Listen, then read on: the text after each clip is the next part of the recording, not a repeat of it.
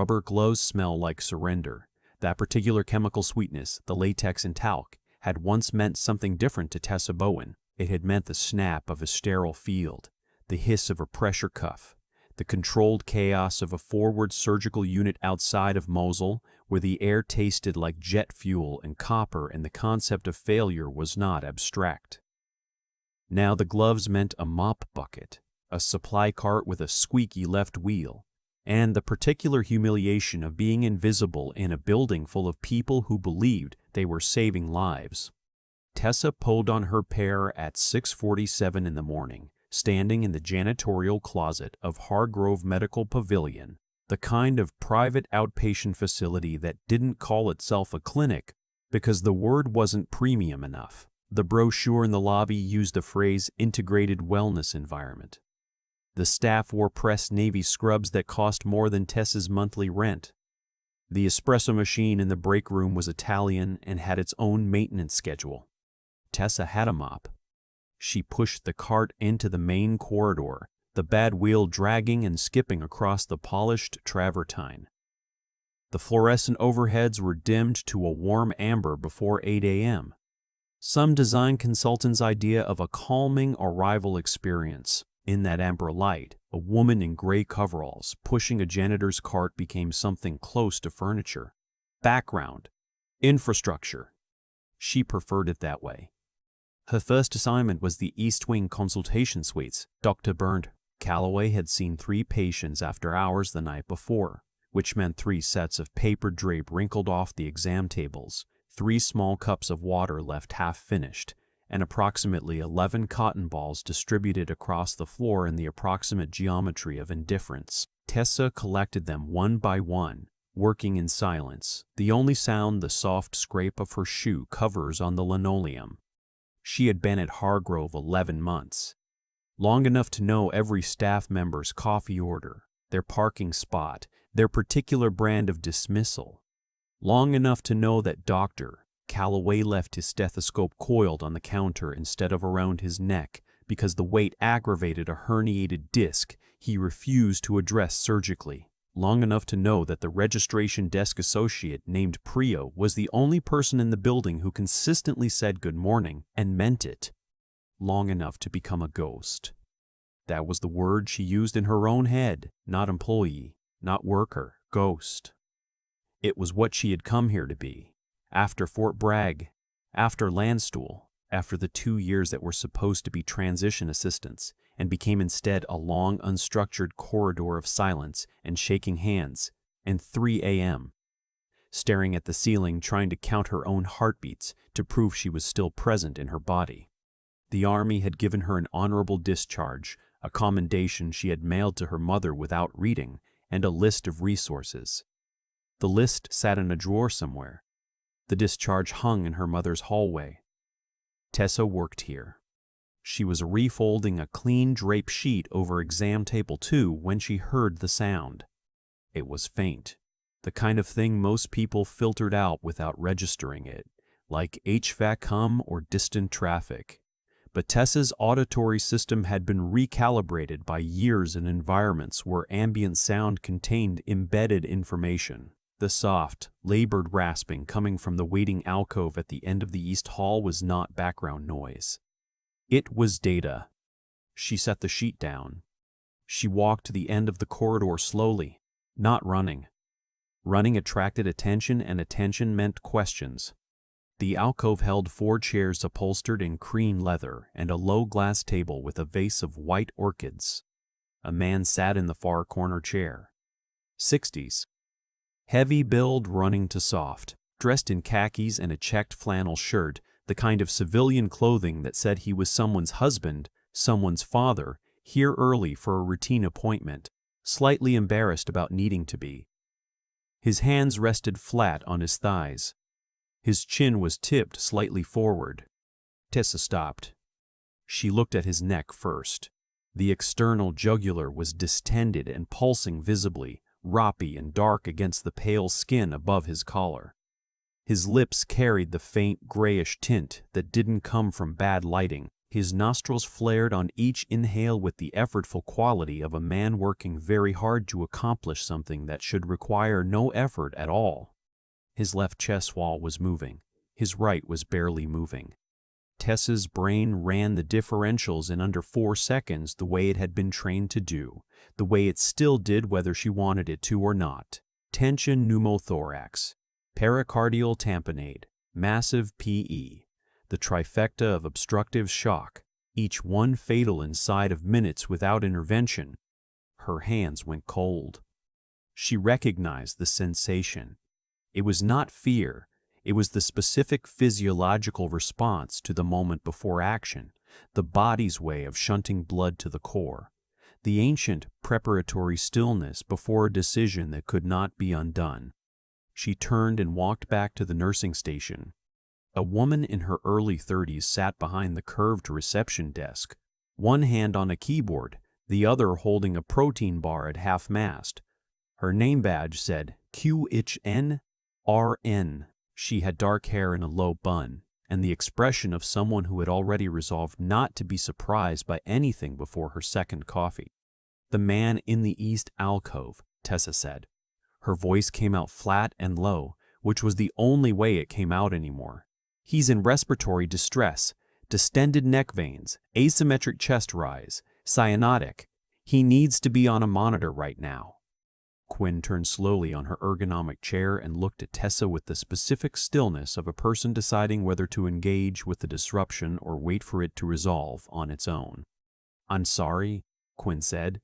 The question was not a request for clarification. Alcove 4, end of the East Hall. Tessa kept her voice even, stripped of urgency, because urgency read as agitation, and agitation from a woman in gray coveralls would not be received as clinical information. "He's crashing. Whoever's primary today needs to see him immediately." "Our patients are scheduled," Quinn said. "We don't do walk-ins." "I'm not talking about a walk-in. I'm talking about a man who is about to arrest in your waiting room." Quinn set her protein bar down. "What's your name?" "Bowen. I'm on the morning facilities rotation." "Okay, Bowen." Quinn's voice shifted to the measured cadence of a person managing a situation rather than responding to one.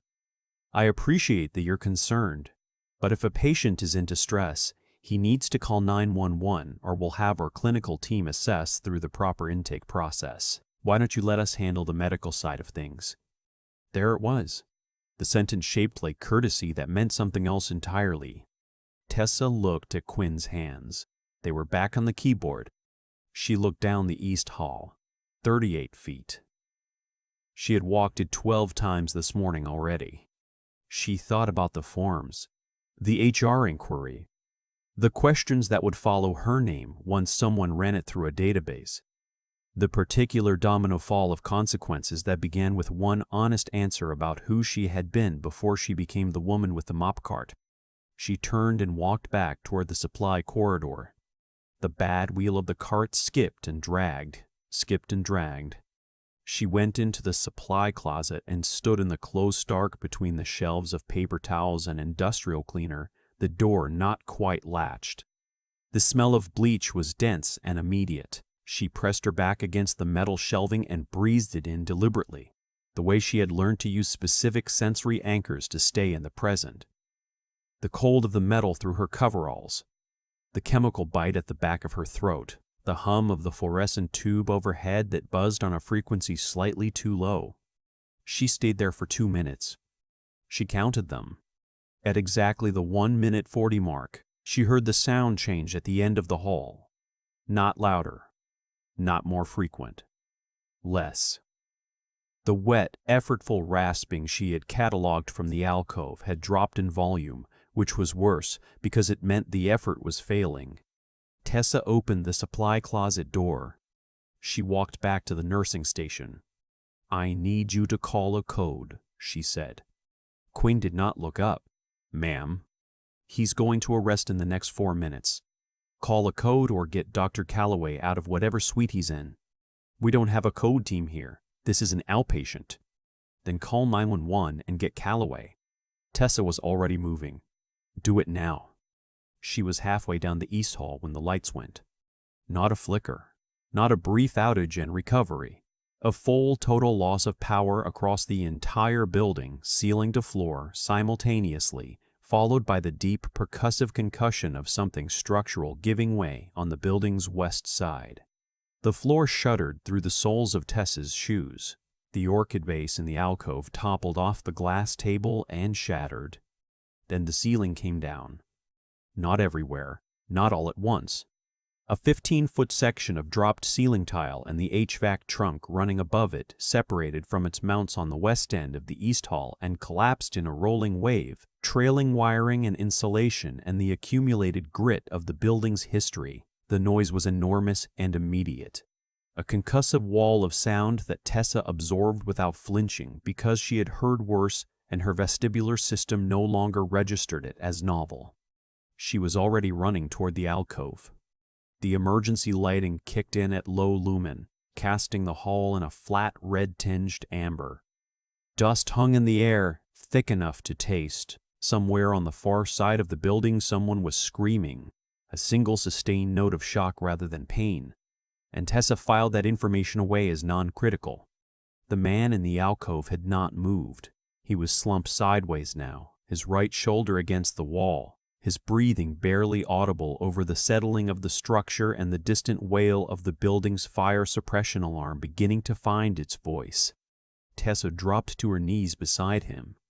She checked carotid with 2 fingers.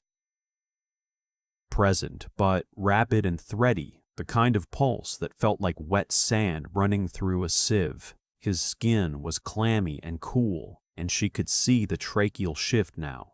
The subtle but unmistakable deviation of his windpipe away from center toward the right side of his throat. Tension pneumothorax. Not a differential anymore. A diagnosis. She heard footsteps behind her.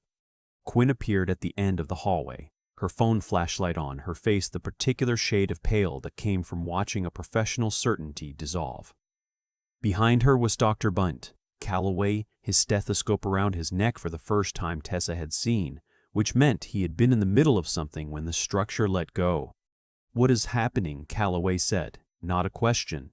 The verb form of shock. "Tension pneumothorax," Tessa said, not turning around. "Tracheal deviation right. Absent breath sounds right side. He's been symptomatic for at least 30 minutes, I told Quinn at 6:53. She was already unclipping the utility shears from her belt, the ones she carried out of habit she had never been able to break. "I need a large bore needle, 14 gauge minimum. Do you have a crash cart?" "This is outpatient," Calloway said. "We have a D5 and an AD and basic. 14 gauge IV catheter, wherever you keep your IB supplies, now." She looked at Quinn. "Go." Quinn went. Tessa sliced the man's flannel shirt open from collar to hem with 3 quick cuts. His chest was pale and broad, a topographic landscape of age and weight and the subtle wrongness of a body in catastrophic respiratory failure. She placed her palm flat against his sternum, counted the ribs, found the second intercostal space at the mid-clavicular line on the left side. Her hands were steady. She had not expected that.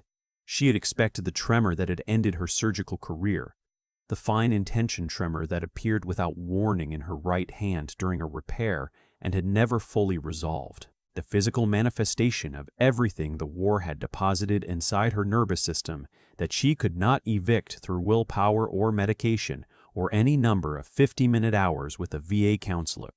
Her hands were completely steady. Quinn came back at a dead run with a blister pack, and Tessa registered the abstract improbability of something going right and set it aside. 14 gauge. She tore the packaging with her teeth, spit the plastic, and positioned the catheter. "What are you doing?" Calloway said. He was closer now, crouching, his voice 3 registers lower than it had been. "Needle thoracostomy," Tessa said. "He's minutes out. I'm not going to watch him die because the crash cart is 3 floors away." She found her landmark for the 3rd time, thumb tracing the anatomical geography she could have located in pitch darkness on a moving vehicle had in fact located in pitch darkness on a moving vehicle and drove the needle in at 90 degrees, bevel up, controlled and deliberate, feeling the resistance of skin and subcutaneous tissue and the denser push of intercostal muscle before the sudden release. The hiss was immediate, pressurized air evacuating the pleural space through the catheter hub, a sound like a punctured bicycle tire, and Tessa pulled the stylet free and dropped it, leaving the flexible catheter to vent. The man gasped. It was a ragged, desperate, wholly involuntary intake, the body seizing an opportunity it had been denied for the past 30-some minutes, and Tessa watched his right chest wall rise for the first time and felt something in her unclench by 1 degree. His color began to change, slowly, gray receding from his lips like a tide pulling back. She sat back on her heels and looked at her hands. Still steady.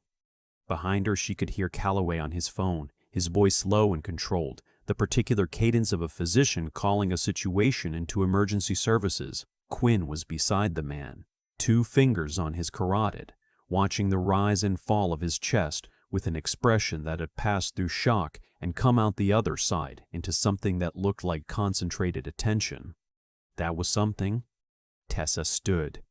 Her knees ached. The concrete under the thin carpeting had communicated itself clearly to her patella over the past several minutes. She picked up her utility shears and clipped them back to her belt. "He needs a chest tube and transport," she said to Calloway's back. "Catheter's patent, but it's a temporizing measure.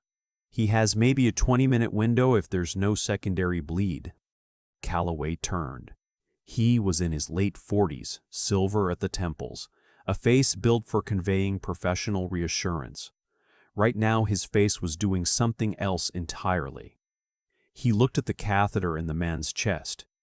He looked at the catheter in the man's chest. He looked at the shears on Tessa's belt. He looked at her hands. "Where did you?" he started. "EMS is on the way," Tessa said. "I know, but I need to understand what just." The tourniquet if he had a vascular injury, the thoracostomy, any of it. The principles are the same. Tension physiology doesn't change based on the zip code. She picked up her mop handle from where she had leaned it against the wall before entering the alcove. It felt strange in her hands now. Not wrong exactly, just misaligned with everything that had happened in the last 8 minutes. "Keep him still. Don't let anyone pull the catheter." "I'm not going to let anyone pull the catheter," Calloway said, and his voice had changed again, dropped the professional armor, become something closer to a human voice. "I need to know your name for the handoff report." "You have it," Tessa said. "I signed in this morning. Bowen, facilities." "That's not what I mean." Tessa looked at him. He was looking back at her with the expression of someone who had just watched a conjurer and was still waiting for the explanation of the trick, except that he was beginning to understand there was no trick and that understanding was changing the shape of everything he thought he knew about the past 11 months. She heard the distant sound of sirens beginning to multiply. She picked up the trash bag she had set down 34 minutes ago and walked to the end of the hall. "Bowen." Calloway's voice followed her. "At least wait for EMS. They're going to want a handoff." She stopped. She stood there for a moment, the trash bag in one hand, the mop handle in the other, the dust from the ceiling collapse still settling into the fibers of her gray coveralls. Down the corridor she could hear the first responders beginning to filter in through the main entrance, the crackle of radios, the particular efficient percussion of a rescue team entering a space. She thought about the intake form, the name search, the service record that would surface like a body from a lake, and with it the silver star she had earned at a forward operating base outside of Ramadi on a Tuesday in August, and the surgical license she had voluntarily surrendered 18 months later when her right hand stopped cooperating with her intentions, and the 2 years after that which she had spent becoming incrementally less identifiable, less locatable, less present. She thought about the man's chest rising. She set the mop handle against the wall. A paramedic in turnout gear came around the corner at a controlled jog, his eyes scanning the hall and landing on the man in the alcove, and then on Quinn crouched beside him, and then sweeping past to find Tessa still standing at the far end, like a piece of the building itself. "We've got one in the alcove," Quinn called out. "Tension pneumo, needle decompression performed, catheters in place. She did it." Quinn pointed at Tessa. The paramedic looked at Tessa. He was young, maybe 26, with the compact and careful posture of someone who had trained extensively and recently. He looked at the catheter. He looked at her hands, still bearing traces of the man's blood in the creases of her knuckles, despite the gloves. He looked at her face. "You place that?" he said. "Second intercostal, mid-clavicular, 14 gauge, Tessa said. "Tourniquet wasn't indicated. No vascular compromise at assessment. He needs a chest tube and likely a CT to rule out secondary. He's been symptomatic approximately 40 minutes, the first 30 of which nobody acted on." The paramedic held her gaze for a moment. "That's TCC protocol," he said. "Not an accusation, an identification." Tessa didn't answer. "Where did you serve?" he said. The question landed the way it always landed, like a hand on a bruise. Not cruel, not intended to hurt, just finding something that was already tender and pressing. She looked down the corridor. The man's color was good now, or good enough. His chest was moving with something approaching regularity. Two more paramedics were coming through with a stretcher, moving with the particular focused economy of people who were going to handle this from here. He was going to be fine. The ghost in the Black Hawk helicopter over Anbar province was not going to be fine, had not been fine for a long time, was not something that could be made fine by a needle placed correctly in a man's chest in a private outpatient facility in the middle of an ordinary Tuesday morning. But that was a separate accounting. This man was going to be fine. "I clean the floors," Tessa said. She picked up the mop handle. She walked to the far end of the corridor and through the emergency exit door that someone had propped open, and the morning air hit her face, cold and sharp and smelling of exhaust and recent rain. The parking structure across the street was still intact. A bus was running its route 2 blocks down. 3 pigeons were on the concrete median doing whatever pigeons did on ordinary mornings that were also not ordinary at all. She sat down on the concrete step outside the exit door and leaned her back against the brick and tipped her head up and looked at the overcast sky for a long moment. Her right hand trembled once, briefly, then stopped. She pulled a worn elastic band from her wrist and twisted her hair back off her face and breathed the cold air in and let it out slowly. Inside, she could hear Calloway giving the handoff. She heard him say the word thoracostomy. She heard him say 14 gauge, patent, stable. She heard him say Bowen. She heard the paramedic ask a follow-up question, and she could not make out Calloway's response. But she heard the tone of it, which was the tone of a man describing something he had not expected to witness. The pigeons relocated to the roof of the bus shelter. Tessa reached into the front pocket of her coveralls and found the single piece of nicotine gum she carried but rarely used and put it in her cheek and sat there on the concrete step outside the emergency exit of Hargrove Medical Pavilion and watched the street resume its morning. She did not feel like a hero. Heroes were a story type, and story types required narrative distance she did not currently have. What she felt was the specific exhaustion that followed the specific kind of attention required to keep someone alive when the margin was measured in minutes. And beneath that, a quieter thing, not quite peace, not quite resolution, more like the momentary cessation of a noise she had grown so accustomed to that she only noticed it in its absence. The man inside was breathing on his own. Somewhere in Ramadi it was still August. Somewhere there was still a kid who needed her hands to stop shaking. Somewhere that equation was still unresolved, and probably would be for a long time, possibly always. But the man inside was breathing on his own. Tessa Bowen tucked her mop handle under her arm, pushed herself up off the concrete step, and walked back toward the supply entrance. The bad wheel on her cart was going to need maintenance. The east alcove had an orchid vase that needed cleaning up. The day was not finished with her yet, and she was not, apparently, finished with it. The door swung shut behind her without a sound, and the morning went on without her in it, ordinary and indifferent and entirely unaware of what had just been prevented inside. But keep thinking about the moment Tessa picked up that mop handle again after everything. Not as defeat, not as resignation, just as the next thing her hands needed to hold. There's a version of this story where she walks out into the morning and someone pins a medal on her, where Calloway shakes her hand in front of everyone and the whole building learns who she really was. I understand why people want that ending. I've wanted it too, but I don't think that's the story Tessa was living, and I don't think it's the one that actually matters. What stays with me is the cause and effect of it. Tessa tried to tell Quinn. She used the right words, the correct clinical language, and she was dismissed anyway, not because she was wrong, but because of what she looked like when she said it. A woman in gray coveralls doesn't get to be right in certain rooms, so she walked away. She went into the supply closet, and she counted the minutes, and she fought with herself about whether to go back, and then she went back. That sequence, the dismissal, the withdrawal, the internal battle, and then the return. That's the whole architecture of the story. Everything that happens after is just consequence. What I've come to understand, sitting with this, is that integrity isn't the thing you perform when people are watching. It's the thing you do in the supply closet when nobody is watching, and every practical reason says to stay put. Tessa had already been told no. She had already been reduced. She went back anyway. That's not heroism as a dramatic gesture. That's something quieter and harder.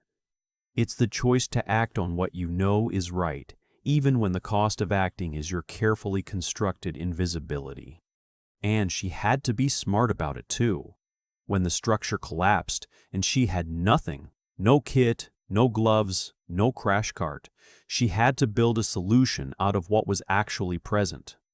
A 14-gauge IV catheter from a hydration cart, anatomical memory from years of practice she had tried to leave behind. The knowledge that 2 minutes is different from 4 minutes, and that the difference is everything. Intelligence in a crisis isn't about having the right equipment. It's about seeing clearly under pressure and trusting what you know even when your hands are shaking. Even when they aren't shaking, which surprised her most of all. And the persistence. The 11 months of showing up. The bad wheel on the cart. The mornings before 8 a.m. when the amber lights made her invisible and she chose to remain that way because she needed to survive more than she needed to be seen. That kind of endurance doesn't announce itself. It just keeps moving, keeps showing up, keeps carrying the weight of what it knows until the moment arrives when that weight becomes the only thing standing between someone and not breathing anymore. I think about that man in the alcove and I think, he has no idea. He'll recover and he won't know her name. He'll go home to someone who was waiting for him and he won't be able to explain exactly what happened or who was responsible. And Tessa will be back at Hargrove the next morning, if she comes back, with the same card and the same bad wheel. And nobody in that building will know how to look at her the same way again. That feels right to me. Not fair exactly, but true. The man inside was breathing on his own. Some days that's the only math that works out.